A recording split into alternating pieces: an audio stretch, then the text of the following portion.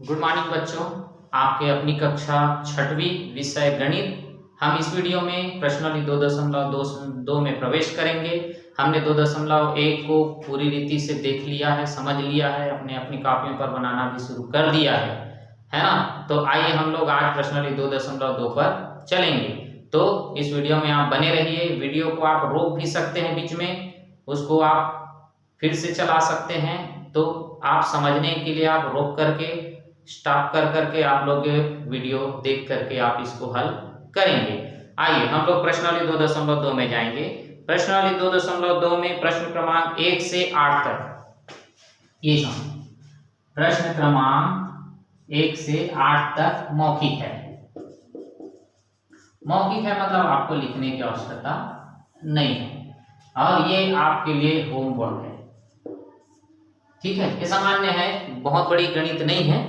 ठीक है, प्रश्न क्रमांक 1 से 8 तक मौखिक है। आप लोगों को कॉपी पे नहीं लिखना है, आप इसको होमवर्क के रूप में आप करेंगे।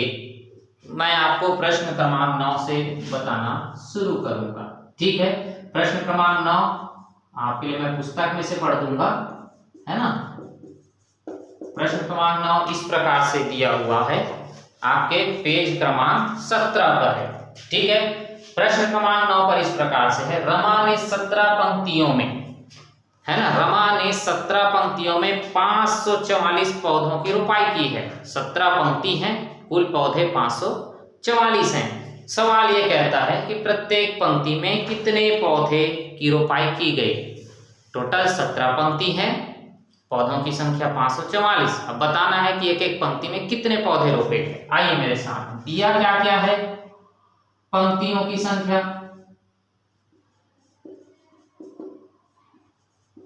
पंक्तियों की संख्या कितनी है, 17। ठीक है, 17 पंक्ति है। उसके बाद पौधों की संख्या कितनी है,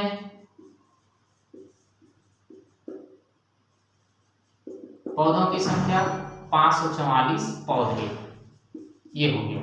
ठीक है, इसलिए हमें क्या ज्ञात करना है, प्रत्येक पंक्ति में कितने कितने पौधे हैं।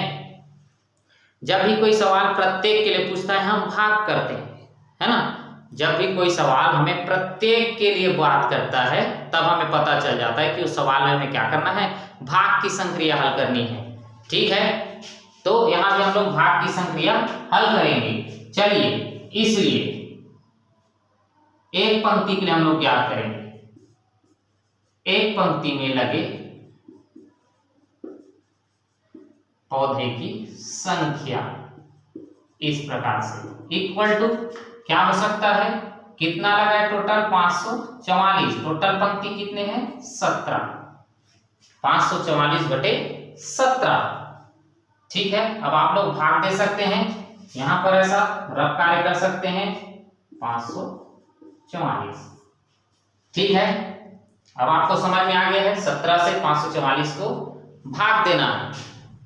ठीक, आइए, तो 17 किसी से नहीं जाता, नहीं तो यहीं से हम लोग काट देते हैं ना, लेकिन अब 17 का पहाड़ा आपको याद होना चाहिए। चलिए, 17 तिया 17 का पहाड़ा आपको पढ़ेंगे, 17 दूनी 34, 17 तिया 51, ये लो 17 तिया 51। ठीक है, घटाएंगे कितना बाकी रहेगा, 3 और 1 खत्म हो गया, तो ये 34 बन गया। तो 17 दूनी 34, ये भी तो कितना आएगा, 17 एकम 17 और 17 32 बार में हो गया। मतलब अब समझ जाइए हम क्या निकाल रहे थे, एक पंक्ति में लगे पौधों की संख्या। एक पंक्ति में कितना लगा हुआ है, 32 पौधे लगे हुए हैं, यहां लिखेंगे पौधे। अब आंसर में क्या लिखेंगे, अतः प्रत्येक पंक्ति में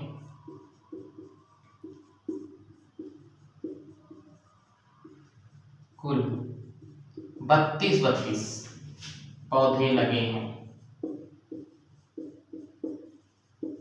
ये हो जाएगा हमारा आंसर। ठीक है, हर पंक्ति में कितने कितने पौधे लगे होंगे, 32।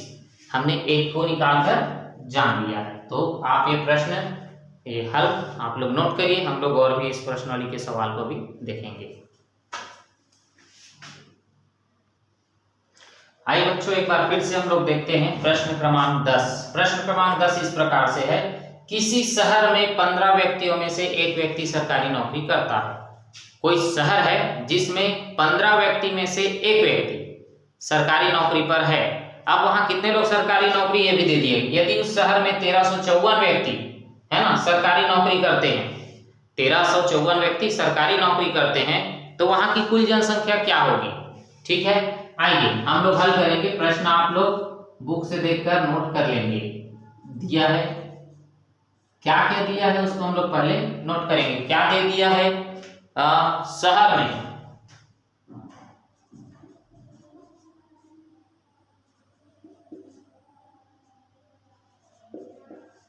नौकरी पेशा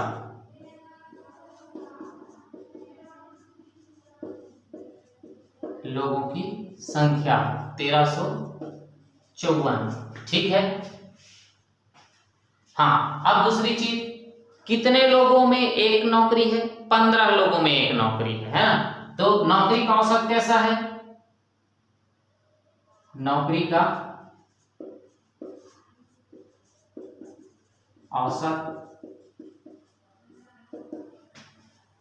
कैसा है, 15 व्यक्ति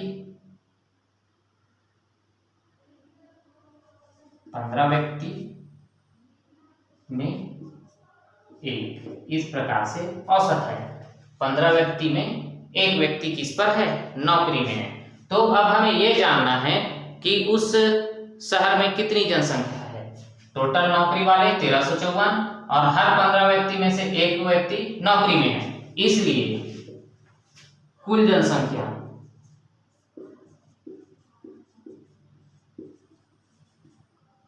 जनसंख्या कैसे निकलेगा, नौकरी पेशा लोगों की संख्या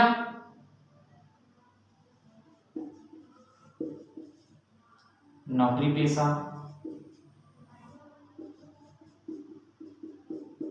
लोगों की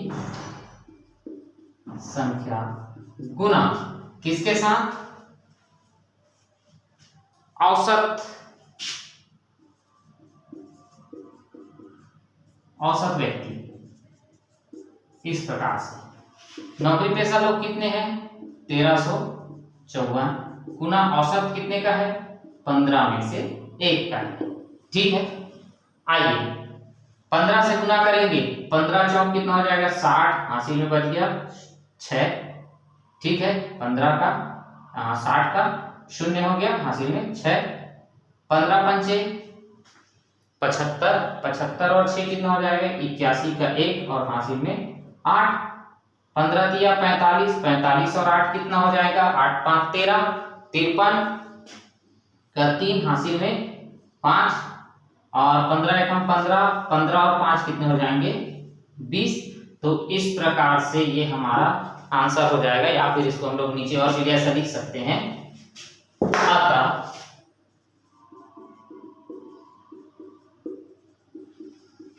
उस शहर की कुल जनसंख्या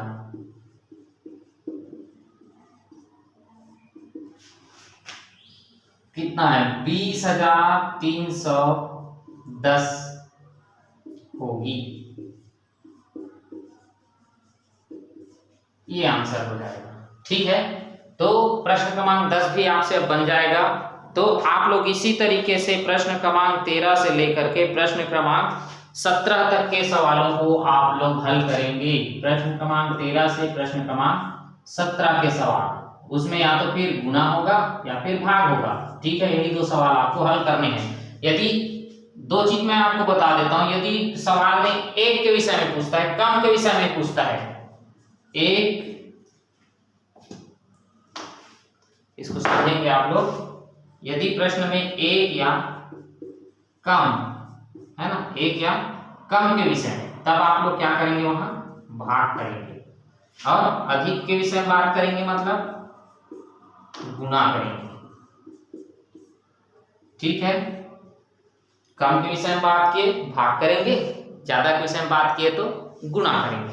इस प्रकार से आप लोग ये सवाल हल कर सकते हैं। आपके सामने अभी 2 सवाल मैं और अभी बताऊंगा, 11वां और 12वां को। उसके बाद आप लोग 13 से लेकर 17 तक आप लोग हल करेंगे। ठीक है, आप लोग तब तक नोट कर सकते हैं।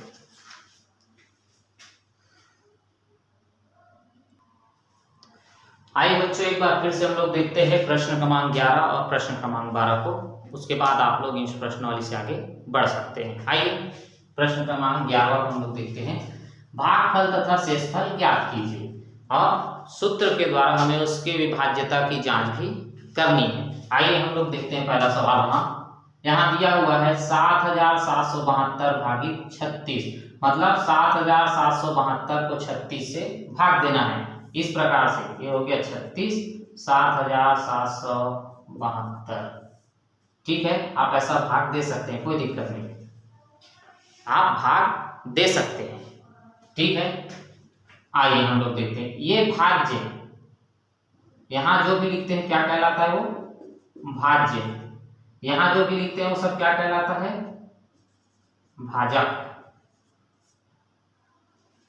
ठीक है, ये भाज्य हो गया, भाजक। और यहाँ क्या आता है? भागफल। और सबसे नीचे में क्या आ जाता है? वो शेषफल। ठीक है, आइए देखते हैं।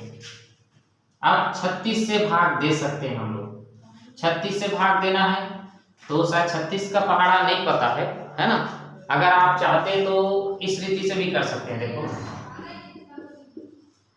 बटे 36, इस प्रकार से हम लोग हल कर सकते हैं। बटे के रूप में आप हल कर सकते हैं। इस प्रकार से हल करने से हम छोटी संख्याओं से भाग दे सकते हैं। इसकी इकाई में 6 है सम संख्या, इसकी इकाई में 2 है, दोनों सम संख्या है। सम संख्या हमेशा किससे भाग चला जाएगा?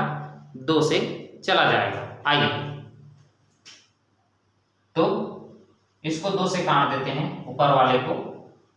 अगर आपको काटने में दिक्कत है तो आप लोग डायरेक्टली इसको हल कर सकते हैं। जैसे 36 दूनी 72, ये देखो, घटा दिए 7 में से 2, कितना बच गया? 5। उसके बाद 7 में से 7, ये हो गया खत्म। तो आइए देखते हैं भाग करके। 36 दूनी 72, 72 77 में से 72, 5 बचा। एक संख्या नीचे ले आएंगे, अब ये बन जाएगा कितना? 57। आइए 57 को भाग देंगे। 36 दूनी तो 72 होता है, इसका मतलब एक ही बार जाएगा, 36 एकम 36। अब 7 में से 6 1 और 5 में से 3 2, एक संख्या फिर नीचे ले आए, क्या बच गया है ऊपर? 2। अब कितने बार चला जाएगा? देख लीजिए इसको, 212 है और इधर 36 है, 2 बार में 72 चला जाता है ना? और यदि हम लोग इसको कितने बार कर सकते हैं? मान लो हम लोग इसको 8 बार कर दिए, 8 6 का 48 का हासिल में।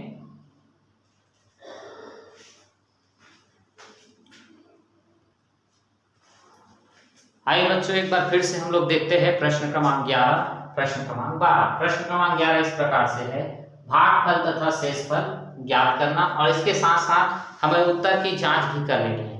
ठीक है, विभाज्यता की जांच जिसको बोलते हैं। आइए हम लोग हल करेंगे। हल करने का तरीका क्या रहता है? ये देखो, पहला सवाल 7772 को भाग देना है 36 से, तो अपन इस तरीके से भाग देंगे तो इस प्रकार से ये हो गया। तो आप लोग जैसा जानते हैं, यहाँ पर रहता है उसको क्या बोलते हैं? भाजक। यहाँ लिखते हैं वो क्या कहलाता है? भाजक। इस जगह में लिखते हैं वो कहलाता है क्या चीज? भाज्य। यहाँ जो आने वाला है उसको क्या बोलते हैं? भागफल। और हल होने के जस्ट इधर आएगा लास्ट में, उसको क्या बोलेंगे? शेषफल। आइए तो हम लोग हल करते हुए चलेंगे। 36 का पहाड़ा आपको याद नहीं, लेकिन आप लोग गुना करके 36 का पहाड़ा बना सकते हैं। तो पहले 36 दूनी 72, ठीक है, ये देखिए, तो इसके पास 77 हो गया, 72 घटाएंगे क्या बचेगा? 5। एक बार 7 नीचे ले आया, 57 बन गया। 36 दूनी 72 होता है तो एक ही बार जाएगा 36, फिर घटा दिए, कितना बाकी? 7 में से 6 1, 5 में से 3 2, एक संख्या फिर नीचे ले आए, ये 212 बन गया। कितने बार चला जाएगा? है ना, कितने बार चला जाएगा? 212। इसको हम लोग 5 बार ले जाकर देखते हैं। 5 6 का 30, 3 बच गया, 5 दिया 15 और 3 18, 180। ये ठीक है, घटा देंगे, ये हो गया 2 और 11 में से 8 3 और ये तो 32 शेष रहेगा। इसका मतलब ये क्या कहलाएगा, शेषफल। तो जब हम लोग लिखेंगे अतः, नीचे में क्या क्या लिखेंगे, भागफल। भागफल में कितना आया जी, 215। शेषफल कितना आया है अपना,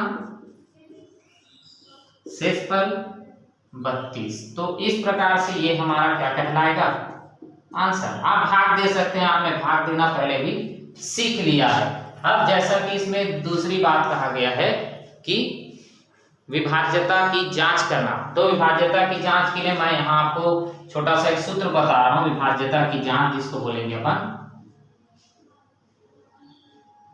विभाज्यता की, ये हो गया विभाज्यता की जांच। उसका होता है सूत्र भाज्य बराबर भाजक गुना भागफल धन शेषफल, ये हो जाता है उसका सूत्र है। ठीक है, आप समझ रहे हैं। विभाज्यता की जांच कैसे करेंगे, भाज्य बराबर भाजक गुना भागफल धन शेषफल। जैसा कि मैंने इधर समझा दिया है, भाजक भाज्य भागफल और नीचे क्या आता है, शेषफल। ठीक है, तो चलिए भाज्य कितना है अपना 7772, 7772 बराबर भाजक कितना है अपने पास 36, भागफल कितना आता है 215, शेषफल कितना आया है 32। ये देखिए, ठीक है, एक भाज्य को कुछ नहीं करना है, 7772 ये जस का तस रहेगा। ठीक है, इधर हल करने से इतने को हल करने से इतना आ जाए तो हम कह लेंगे कि हम जो हल किए हैं वो सही है। ठीक है, विभाज्यता की जांच हो गया है ना। हम लोग चलो पहले काम कर लेते हैं, ये गुना है, ये जोड़ना है, तो गुना पहले होता है, नियम के अनुसार गुना पहले होता है। तो यहाँ पर हम लोग इसको गुना कर लेंगे, ये रफ कार्य में, इधर रफ कार्य हम लोग कर रहे हैं। ठीक है, गुना पहले करेंगे, तो अपने पास है 215 गुना 36, एक एक अंकों का कर लेंगे, 6 का गुना 6 पंचे 30, हासिल में 3, 6 कम 6, 6 3 9 हो गया, और 6 दूनी 12, ये हो गया पहले लाइन का, 3 पंचे 15 का 5, हासिल में 1, और 3 एकम 3 और 1 4 हो गया, और 3 दूनी 6। इस प्रकार से 0 9 5 14, 6 और 1 7, और ये भी 7, ये हो जाता है कितना 7740 प्लस 32। इन दोनों का गुना करने से 7740, आगे 7772 इक्वल टू, अब 7740 में इतने को जोड़ो, 40 और 32 72 हो जाते हैं, इसका मतलब 7772। ये देखिए दोनों तरफ बराबर है, लेफ्ट हैंड साइड बराबर राइट हैंड साइड। ये हो गया हमारे विभाज्यता की जांच। यदि दोनों तरफ बराबर आ गया, इसका मतलब हमारा भागफल भी सही है, शेषफल भी सही है। ठीक है, इस प्रकार से आप लोग भाग देंगे, विभाज्यता की जांच करेंगे। आप इस वीडियो को बार बार चेक कर सकते हैं, रोक करके देख सकते हैं, ताकि अच्छे से समझ आ सके।